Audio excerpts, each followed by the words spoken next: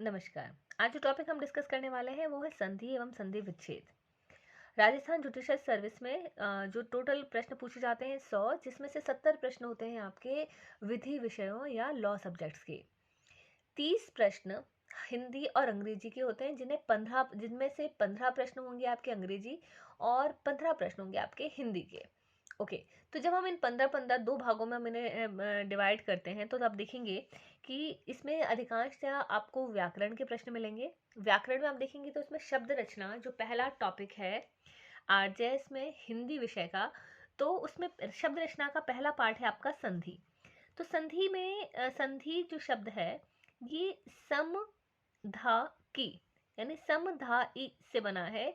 यह विधा संधि और संयोग की प्रक्रियाओं से प्रभावित है। संधि का मतलब होता है मिलन, ठीक है, जहां पर दो वर्ण मिल जाते हैं। तो अगर सिंपल भाषा में अगर आप इसे जानना चाहें तो दो वर्णों का मेल, कि वह वर्ण क्या क्या हो सकते हैं।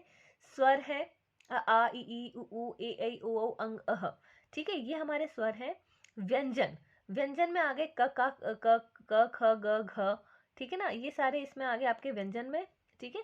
विसर्ग में जहां पर अह, ठीक है ना, अह जो शब्द है जिसमें दो डॉट लग जाते हैं आगे, वो आपके विसर्ग में आ जाते हैं।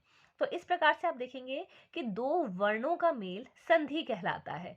तो जब दो वर्ण मिलते हैं आपस में, ठीक है, अ और अ और ई और ई, क और ई, तो मतलब इन शब्दों को क्या कहा जाता है, इन्हें कहा जाता है आपका संधि, ठीक है।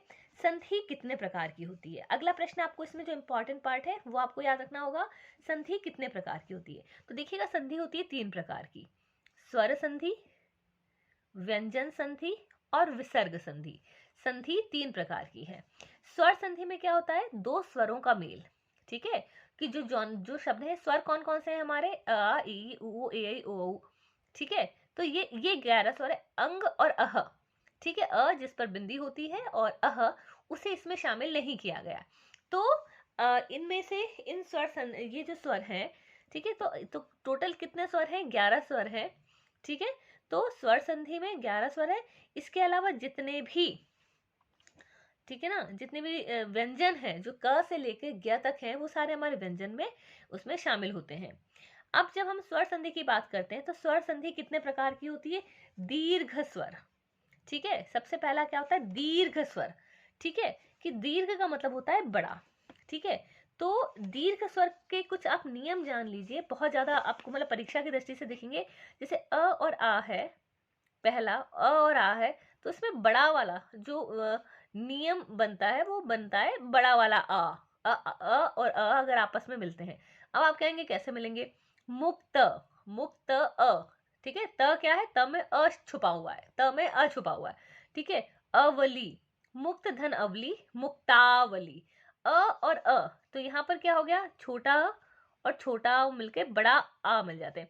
अगर सपोज यहाँ पे होता छोटी ई और बड़ी, छोटी ई मिलके बड़ी ई बन जाते हैं, वहां भी दीर्घ का मतलब होता है बड़ा वाला अक्षर, अ और आ में आ बन जाता है, ई और ई में ई बन जाता है, ठीक है ना।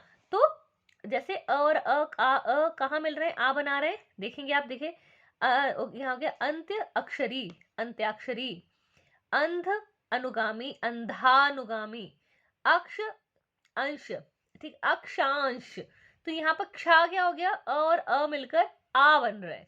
तो ये सारे एग्जाम्पल किसके, अ और अ मिलकर आ बनने के, ठीक है।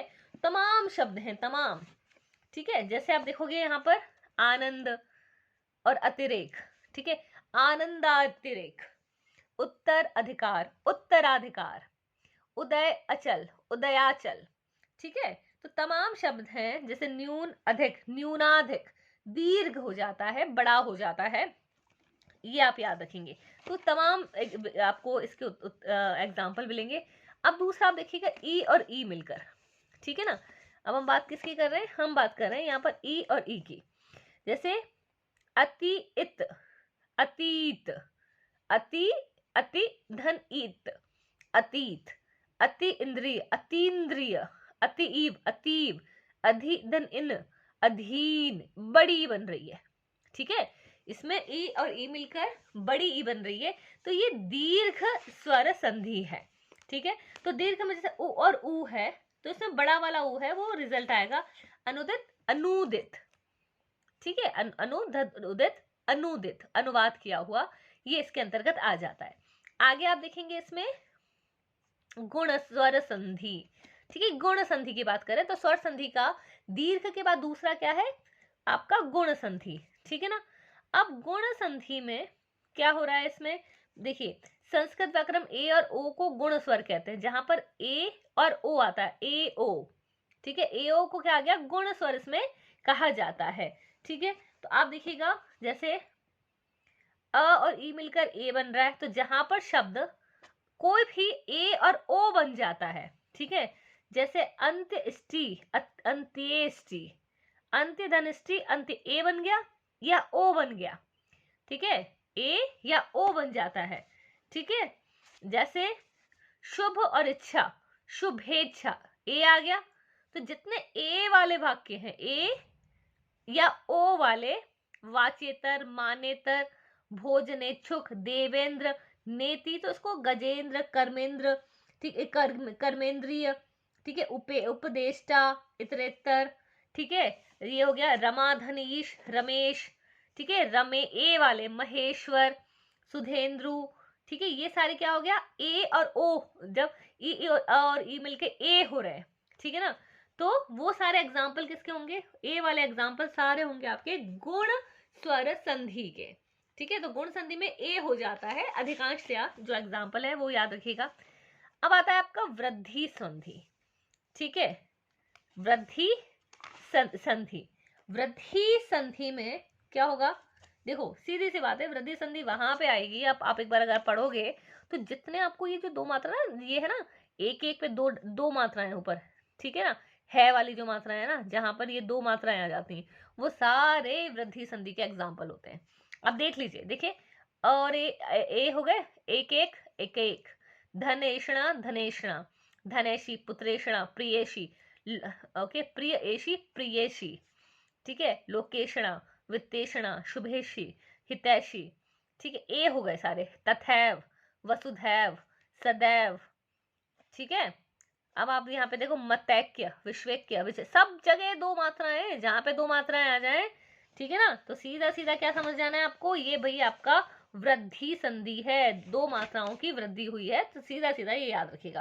तो मतलब ये याद रखने का एक तरीका है। फिर है आपका यण संधि। ठीक है, कुछ स्वर आपस में संधि करने के लिए, ठीक है, स्वर बदलने के बजाय य र ल व, तो यण में क्या होता है, ठीक है, असमान स्वर होते हैं। ठीक है, अति धनंत्यंत, जहां पे आधा त आ जाए, आधा त, यण में क्या होता है, आधा त आ जाता है, सीधी सी बात है, जहां पे अधिक, जैसे अभ्यंतर, आधा जब जहां पे कोई शब्द आता है, अत्यल्प, अत्यधिक, अध्यधीन, ठीक है, अध्ययन, आद्यंत, इत्यलम, गत्यानुसार, गत्यावरोध, ठीक है, जात्यभिमान, त्र्यंबक, ठीक है, द्व्यर्थी, न्यस्त, ये सारे यण हैं। तो जहां पर आधे आधे शब्द आ रहे हैं, सीधा सा बात है, सीधी सी बात याद रखिए, वहां पर क्या हो गए, सारे आपके यण संधि आ गई है। ओके, तो यण संधि में जितने आपको ज्यादातर आपको एग्जाम्पल्स मिलेंगे ना, ज्यादातर, ठीक है ना, आपको मिलेंगे आधे वाले। इसके अलावा जहां पर असमान स्वर मिल रहा है, ठीक है, जैसे पित्राज्ञा, पित्र, मात्राज्ञा, ठीक है, ये सारे, जैसे जैसे मधुवरी, मधुवरी, अब ये भी यण है, तो आधा तो आ ही गया, तो त्र हो गया, ये भी आधा ही है, ठीक है, पूर्ण तो है नहीं है। तो ये इसका मतलब पहचानने का तरीका है कि भाई ये यण है, यण स्वर संधि। अब अयादि, अयादि में क्या हो जाता है, अयादि शब्द का अयादि शब्द का जो पहला वो है कि अधिकांश जो शब्द हैं वो 3 अक्षर के होते हैं अयादि के। ठीक है, अय आव, आव में जिसका होता है गायक, विधायक, दायक, ठीक है ना, ये जो एग्जाम्पल आप देखोगे ना, तो अयादि के क्या है, आय, गायक, गायक, दायनी, नायक, विधायक, विनायक, शायक, ठीक है, या अव, अवी, ठीक है ना, पवन, भवती, भवन, हवन, पावन, भाव, भावक, भावना, शावक, शावक, श्रावण। ठीक है, ये जो एग्जाम्पल है अधिकांश 3 शब्दों के होते हैं, ठीक है ना, तो ये इसके अंतर्गत शामिल होते हैं। ठीक है, तो ये इसमें सारे आएंगे। दूसरा, जब आप व्यंजन संधि देखेंगे, ठीक है ना, तो व्यंजन संधि कहाँ पे आती है, जहां पे दो स्वर नहीं मिलते हैं, जैसे ग और क। जब ये हलंत लगाया जाता है, आप देखेंगे ना, क के नीचे एक छोटा सा डंडा है ग के नीचे, तो इसका मतलब है ये व्यंजन संधि के एग्जाम्पल है, ठीक है ना। तो ये सारे व्यंजन संधि के एग्जाम्पल को पहचानने का सीधा सा तरीका ये है कि उनके नीचे हलंत है। अगर प है तो प, लेकिन प के नीचे अगर आपने हलंत लगा दिया, ठीक है ना, तो ये इसका बिल्कुल रूप बदल जाएगा, ये आप याद रखें। तो बिल्कुल इसका अलग रूप हो जाएगा। तो दिक, तो जहां पर आपको जैसे वागदान, वाकदन दान, क के नीचे हलंत है, ठीक है, वाकधरा, वागधरा, पृथक, पृथक धर्म, ठीक है, पृथक धर्म। तो यहाँ पर क्या है, ये आपको देखकर ही आप पहचान सकते हैं कि ये क्या है, ये व्यंजन संधि है, इसमें दो व्यंजनों का मेल होता है, ठीक है। तो सत आनंद, सत आत्मा, सदात्मा, ठीक है, सत्य चित्त आनंद, सच्चिदानंद, वृहत आरण्यक, वृहदारण्यक, वृहत आकाश, वृहदाकाश, वृहत आकार, वृहदाकार, महत आकाश, महदाकाश, जगत गति, जगत गति, ठीक है ना। तो ये सारे किसके व्यंजन। तो व्यंजन में, ठीक है, संधि विच्छेद करने पर जो हमारे सामने शब्द आएगा, ठीक है, वो किसका आएगा, वो मुख्य रूप से आएगा, वो व्यंजन होगा, स्वर नहीं होगा। तो ये तो दो प्रकार की हमारी हो गई, ठीक है। और ये हो गया आपका व्यंजन संधि। तीसरा आता है आपका विसर्ग संधि। विसर्ग में दो बिंदु लगे रहते हैं, ठीक है। ऐसे शब्द कुछ हैं जिनको आप अगर आप याद रखोगे तो जिनमें जो दो बिंदु अह से बने हुए हैं, ठीक है, जैसे अनन्य, अन्य, अनोन्य, परः, अक्ष, परोक्ष, मनः, अनुकूल, मनोनुकूल, मनः, अनुभूति, मनः से अधिकांश शब्द बने हैं, ठीक है। मनोनुभूति, ये सारे क्या होगा, ये विसर्ग वाले हैं, जहां पे अधिकांशतया, मतलब याद रखने के लिए एक मतलब सिंपल तरीके से आप याद रख सकते हैं कि जहाँ पे मनः, ठीक है ना, तो मनः क्या हो गया, मनः अभिलाषा, मनोभिलाषा, मनः अभिराम, मनोभिराम, मनः अनुसार, मनोनुसार, मनः अनुभूति, मनोनुभूति, मनः अनुकूल, मनोनुकूल, इस तरीके से आप इसे कर सकते हैं। तो ये तीन प्रकार के। तो और पहला और सबसे महत्वपूर्ण प्रश्न कि भाई यहाँ पर हमारे यहाँ ये क्या है, दो वर्णों का मेल है, ठीक है ना। जब भी आप इसके बारे में बात करेंगे तो ये क्या है, संधि दो वर्णों का मेल है, ठीक है ना, दो वर्ण है, ठीक है। और मुख्य रूप से हो गई आपकी स्वर संधि, व्यंजन संधि, विसर्ग संधि। और स्वर संधि को 5 उपभागों में बांटा जा सकता है, ठीक है ना। तो इस प्रकार से संधि में आप देखेंगे कि वर्ण, स्वर, व्यंजन और विसर्ग, ठीक है। स्वर संधि में सारे स्वर आ गए, 11 स्वर हैं उसमें। उसके बाद इसे दीर्घ संधि, ठीक है ना, किस किस में बांटा गया है इसे, अगर आप इसे ध्यान से देखेंगे, दीर्घ, स्वर संधि, गुण, वृद्धि, यण और अयादि, ठीक है ना, इन 5 भागों में से बांटा गया है, ठीक है। इन्हें इस 5 भागों में बांटा गया है।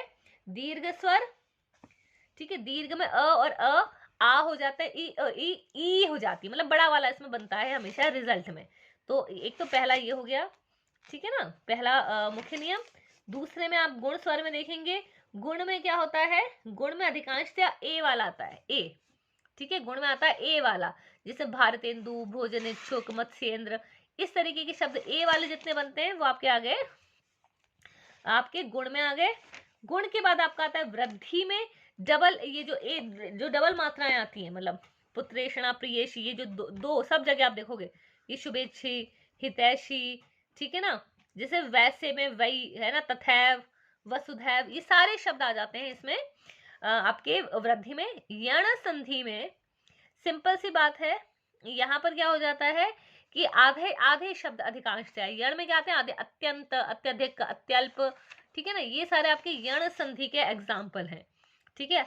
यण में आपके आधे आधे आ जाते हैं। और अंतिम अयादि में क्या हो जाता है, अयादि में जनरली जो 3 शब्द के होते हैं, आय वर्ड होता है ना, अयादि, आय, अय, अव, आव, ठीक है ना, जैसे चयन, गायक, गायन, दायक, दायनी, ठीक है, वो सारे इसके अंतर्गत आ जाते हैं, ठीक है। तो इस प्रकार से आज हमने देखा संधि। अगले क्लास में हम दूसरे विषय के साथ आपसे फिर मिलेंगे। थैंक यू सो मच, नमस्कार।